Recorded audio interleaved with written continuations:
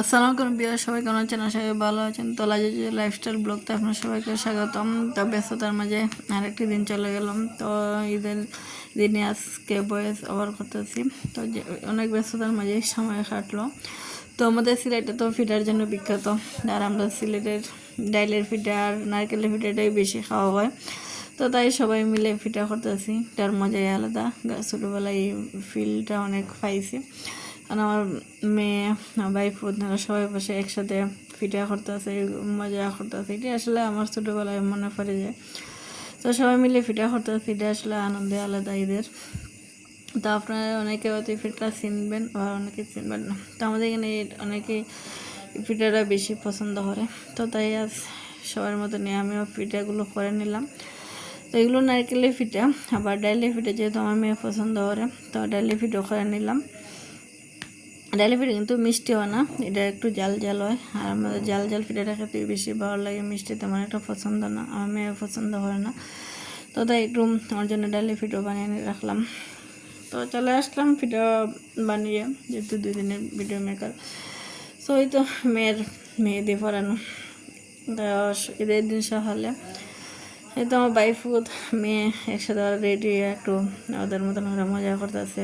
আর ওরা তো ছোটো মানুষ, আসলে ওদের মজাটি আসলে আলাদা। তো আমরা ফিল করি এগুলা। তো 2 ভাই বোন মিলে একসাথে মজা করাটা আসলে ওদের কাছে অনেক বেটার। তো এই এই 2 ভাই বোন মিলে রেডি হইতেছেন, একটু ছাদে নিয়ে যাব তাই ঘুরতে।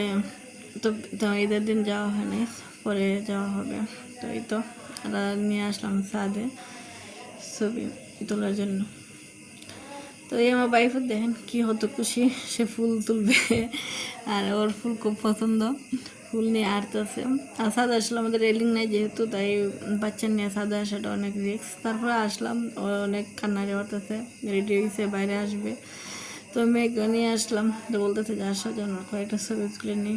আর প্রাকৃতিক দৃশ্যটা আসলে ভালোই লাগে। তো কিছুটা ছবি ক্যামেরা বন্দি করে রাখলাম, হয়তো স্মৃতি হিসাবে থাকবে। আর যাই হোক, যতটুকু। আর আজকে তো বৃষ্টিও ছিল, আর এখন আবার গরমও পড়তেছে। আসলে দিনের কোনো কিতাব বুঝতে পারতেছে না। তো যাই হোক, আল্লাহ যেরকম খুশি তেরকম। তো আমার অনেক নয়েজ আসবে বাইরে থেকে, যেহেতু আমি ছাদে বাসায় অনেক মানুষ, তো একটু শব্দ হইতেছে। তো নিরিবিলি জায়গা পাইতেছি না, তারপরে একটু বয়স আবার করলাম। তো একটু মানিয়ে নেবেন, আসলে সবাই যেহেতু একসাথে সব কিছু শব্দ আসে বাহির থেকে। তো ঈদের দিন এটা সকালে আমার মনে হয় প্রায় 9টা-10টার দিকে। তো সব কাপড়গুলো ধুয়ে দিলাম, আর মেয়ে ওকে একটু ছাদে ঘুরে নিয়ে আসলাম। আর এই তো প্রতিনিয়ত আমার প্রাকৃতিক দৃশ্যগুলো একটু ভিডিও ক্যামেরা বন্দি করে রাখলাম। আর দেখতে দেখতে আবার বিকাল হয়ে গেল, আর মাংসগুলো এখন গুছাইতে হবে। চলে আসছে বাড়ির মাংসগুলো, অনেক এক করে এগুলো গুছাইয়া। তো ভালো থাকুন বিয়ার সবাই, আসসালামু আলাইকুম।